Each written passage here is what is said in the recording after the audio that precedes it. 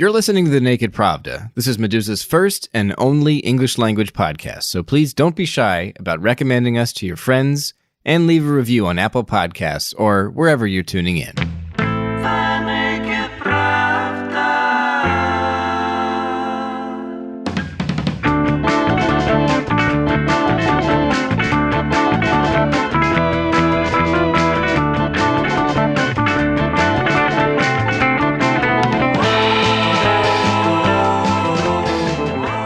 Welcome to the Naked Pravda, folks. It's Friday, May 8th, and I am your host, Kevin Rothrock, the managing editor of Meduza's English Language Edition.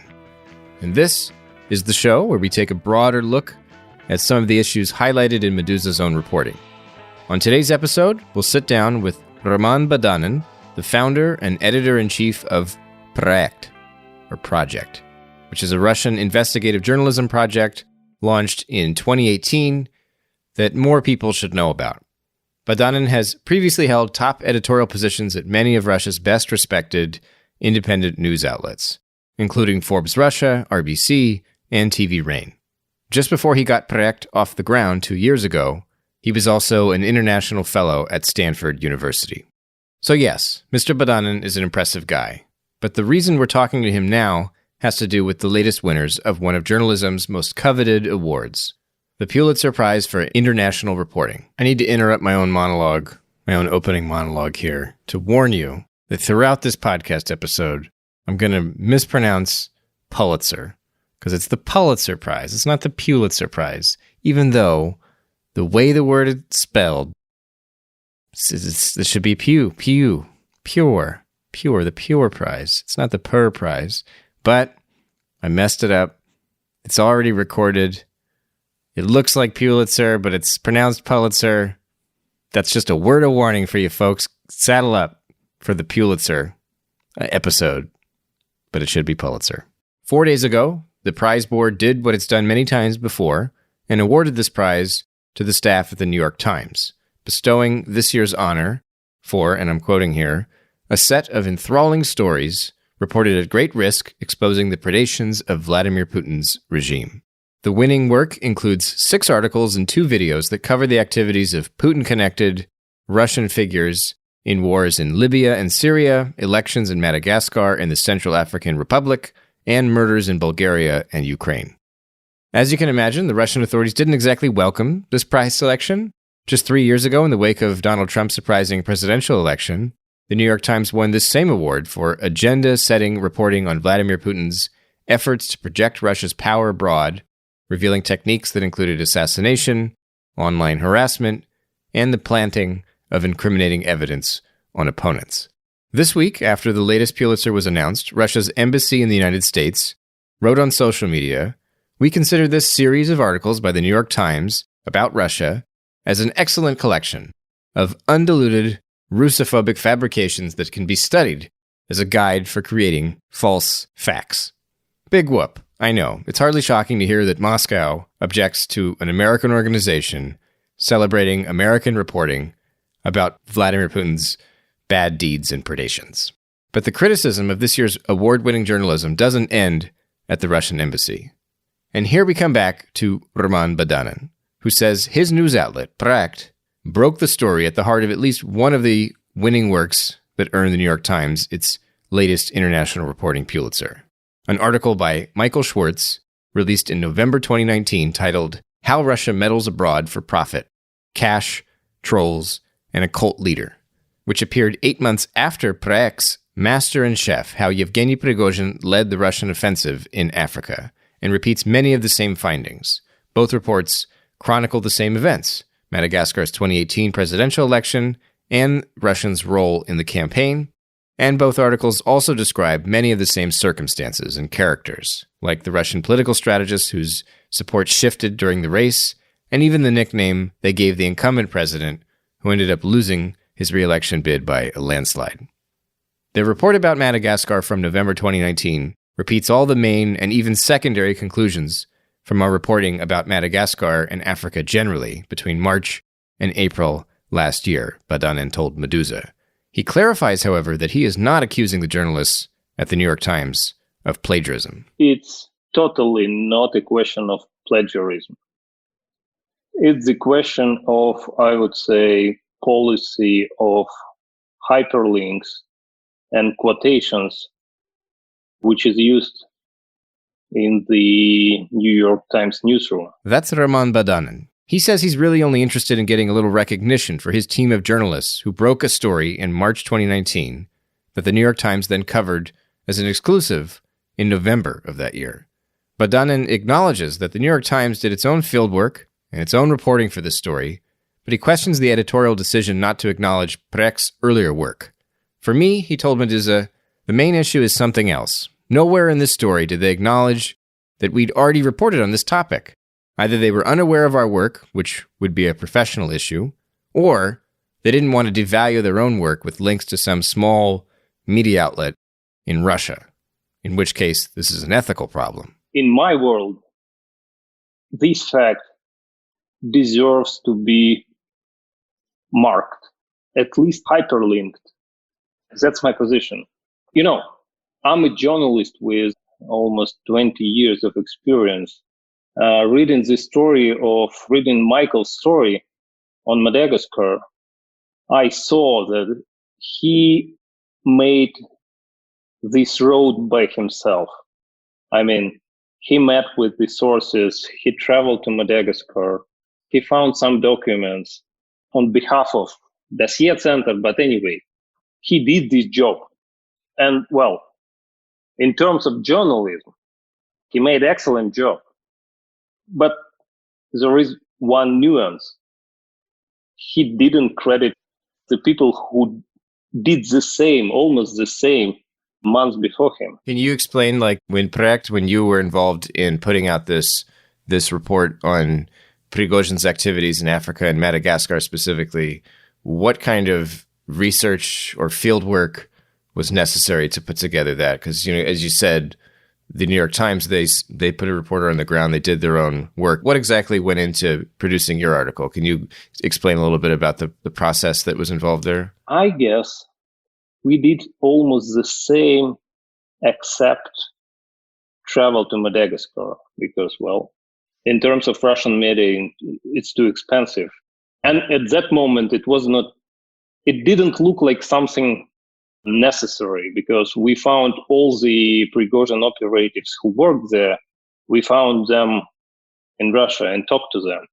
So this story started, I don't remember exactly. Michael, for example, remembers when he started his excavations. I don't remember the particular date when we started this story. Like, it was 3 months before publication day, maybe. It was last winter. At that moment, I met with the close source of us in St. Petersburg, and he told me a very funny phrase. Look, man, he said, here in St. Petersburg, we have a big bunch of spin doctors, and we call them Africans, which means that these guys, they worked for Prigozhin in different countries of Africa. And he named, I don't remember in particular, like 2 guys who worked in Madagascar. And that was the starting point for us. Starting from this moment, first what we did, we searched through their social media accounts and found a lot of interesting things, because, well, I don't know what was the reason behind that. Maybe it's all because of their stupidity, but some of them openly posted some reports from Africa in their social media. And starting with that, we found a lot of facts about their presence in Madagascar. One of the things that struck me is the differences between Precht's report and the New York Times report is that the tone seemed to be very different. Now, they both catalog the kind of the business objectives and a lot of the sort of incompetence of the actual spin doctors or strategists that were sent to Madagascar. But the tone of the New York Times reporting, at least certainly the way the subject is introduced, it sounds a lot more sinister. And the Pulitzer Prize itself was awarded for what they said was a set of enthralling stories reported at great risk, exposing the predations of Vladimir Putin's regime. When you read your story, your report, it doesn't. I mean, predations sounds like too strong a word to describe what's happening. It sounds, admittedly, the New York Times story does go into the kind of corruption involved that made these efforts largely ineffective, but your story really gets at how these guys didn't know what they were doing at all, and they were basically just going through the motions to get a paycheck. And that, I mean, like, it comes off as a far less competent action or campaign. Can you explain why do you think it is that, or maybe it's, I can't ask you to explain why the New York Times came to the conclusions that it did, but why did you, when looking over this information, decide how did you decide on a narrative that was kind of more comical than sinister? Because we are trying to base on facts. So, first, you are completely right. It's the biggest and the deepest difference between Russian journalistic approach to Prigozhin activity and American one. I saw the same in different stories, all the same with the presumable interference of Prigozhin in American presidential campaign. Second, we really thought that Prigozhin activity in Africa is important, but based on facts, we can see that in many cases, it looks like fictional campaign, I would say, because all the operatives who were hired by Prigozhin, or maybe not all of them, but a big majority of them, they're non-professional in terms of African political reality and in terms of American political reality as well in other cases. So we were trying to follow the facts. If we established that the guy who was the main person responsible for political consultancy in Madagascar previously worked in, I don't remember now, in Donetsk as a small spin doctor there, we cannot say that his role in Madagascar was vital, was important. So that's why we were trying to base our conclusions on facts. And the fact is that Prigozhin is a dangerous man, but he's not, he's not a biggest strategist we met. Do you think he's more dangerous to non-Russians or to Russians? Of course, to Russians. Because I think that's an irony that's lost on a lot of Americans, that Prigozhin is a very politically active person around the world and at home. But when it comes to where he's actually dangerous to people, it's probably inside Russia more than anywhere. The people that he's had intimidated or even killed, maybe, we have one fact we need to remember. Prigozhin is a guy who has his own 10 million people city, St. Petersburg. He can do there whatever he wants. That's the truth. Just imagine his,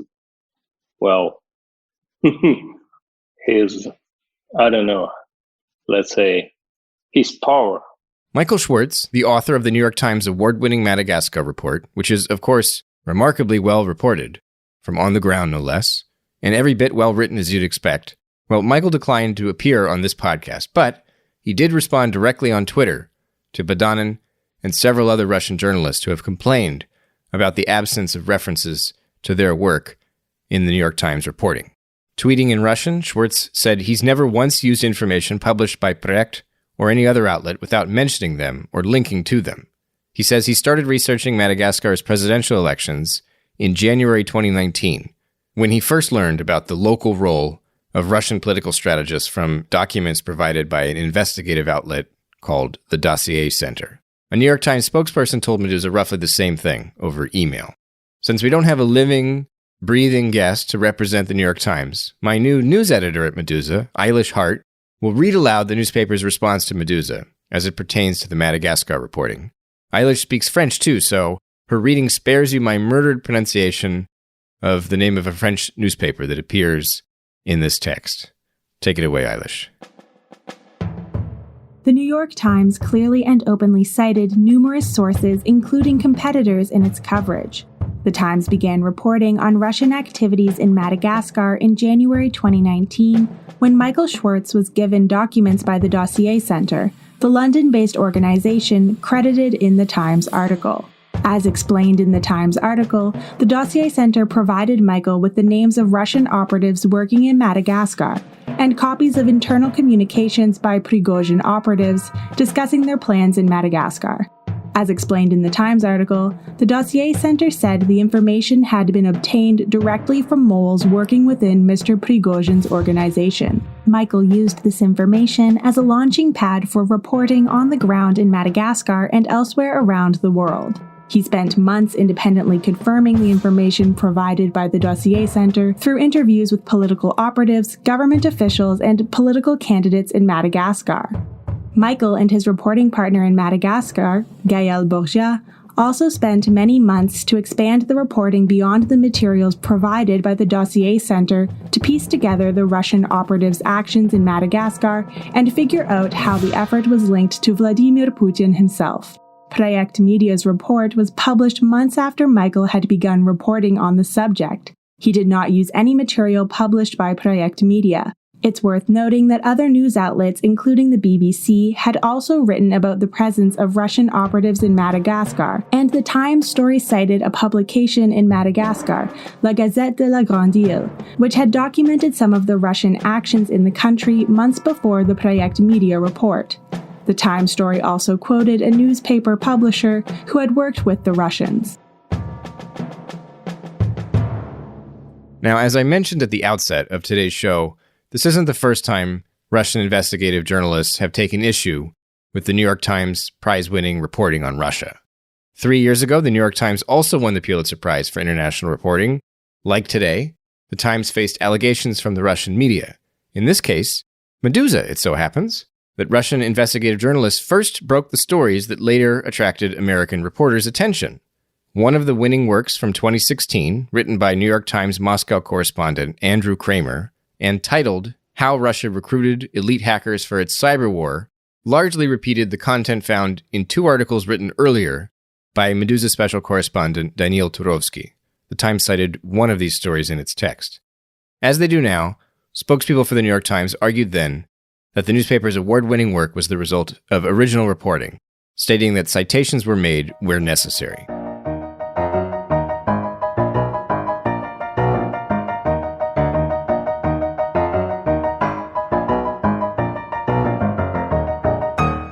What would you say about the state of investigative journalism in Russia today? There's obviously your project. Meduza does some too, I'll say. What are some other outlets that you would say are doing good work, and how does it compare to work, for instance, in the United States? Because a lot of the people listening to this are going to be American. They might, for the very first time, be hearing that there are investigative journalists in Russia.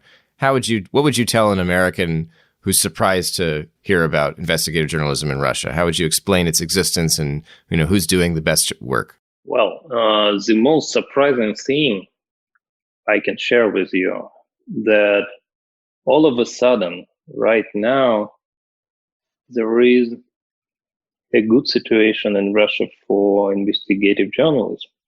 All of a sudden, again, I call it new samizdat.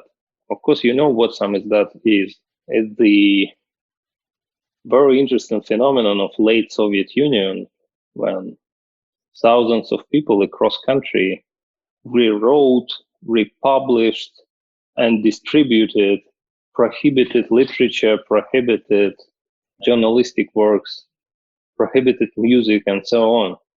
All the same we have right away in Russia. What I mean, look, a few years ago, there were a lot of big media organizations in Russia. Some of them were state-run, Some of them were private, some of them were even foreign. Then the situation changed. We have no foreigners in Russian media, no more. And we have no good private players as well. But at the same time, a big bunch of new, really tiny media organizations appeared at the same time. That's why I feel myself like, a little bit optimistic about that. Even having such a small niche media can produce, I would say, at least competitive content with what is produced in massive newsrooms in New York, for example.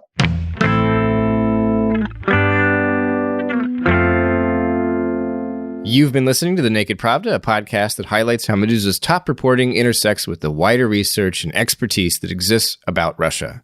On today's show, we heard from Russian investigative journalist Roman Badanin in the press department of the New York Times regarding citations and acknowledgments in international reporting. And Badanin and I also talked a bit about the state of investigative journalism in Russia today. The Naked Pravda is a podcast from Meduza, our first English language show, and I hope you'll recommend us to your friends and leave a review on Apple Podcast or, Spotify, wherever you can do it. Wherever you can leave a review, and especially if it's a good one, please do that to help put this program in front of more people. Thank you for listening, and come back soon.